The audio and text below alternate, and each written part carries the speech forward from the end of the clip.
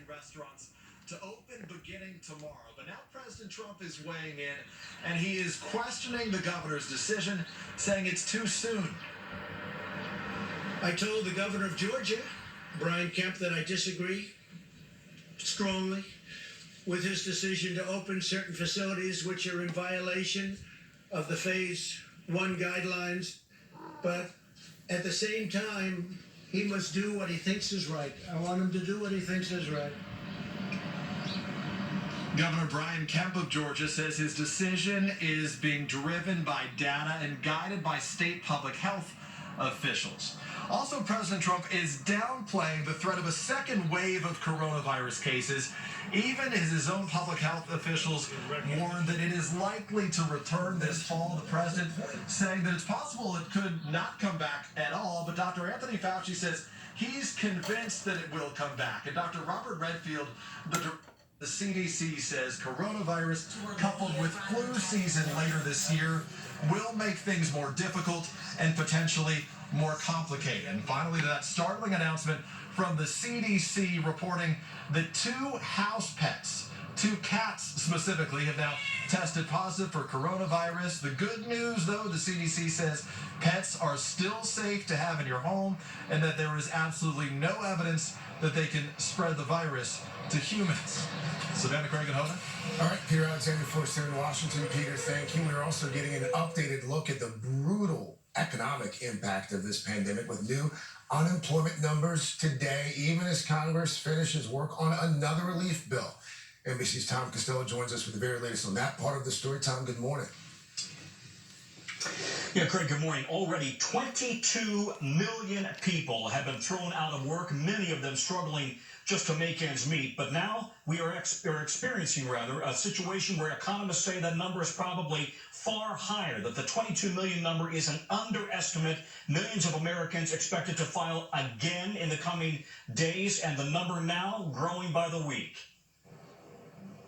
This morning, the U.S. economy is bracing for more bad news, with new unemployment numbers out shortly, expected to show another 4.3 million workers filed last week, bringing the total number of Americans seeking benefits to more than 26 million since states began shutting down to stop the spread of the virus.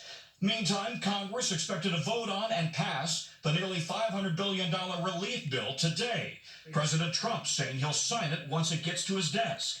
I urge the House to pass the bill without delay. The president now also thanking Harvard for returning $9 million in stimulus money. I'm pleased to announce that Harvard has announced today that they will not accept the funds, nor will Stanford University or many of the others that were involved. The university, which initially said the money was received as part of a different stimulus plan and would be used for helping its students who need financial assistance, now citing new guidelines for returning the funds, adding intense focus by politicians and others on Harvard in connection with this program may undermine participation.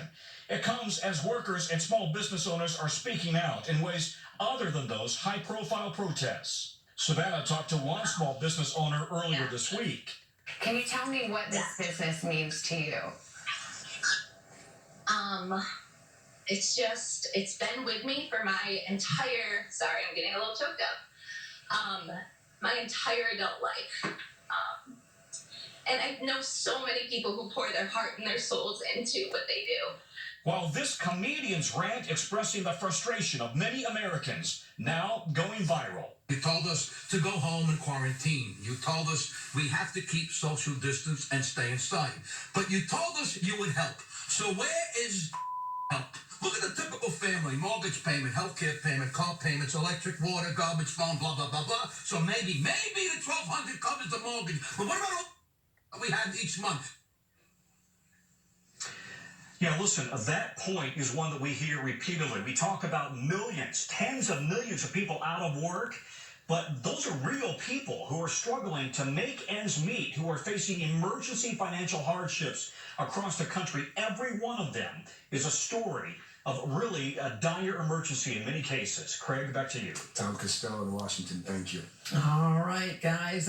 It is now 8:08. How about a little morning boost? All right. So there's always been a special bond between first responders and hospital workers, and it's never been stronger than it is right now. So the police department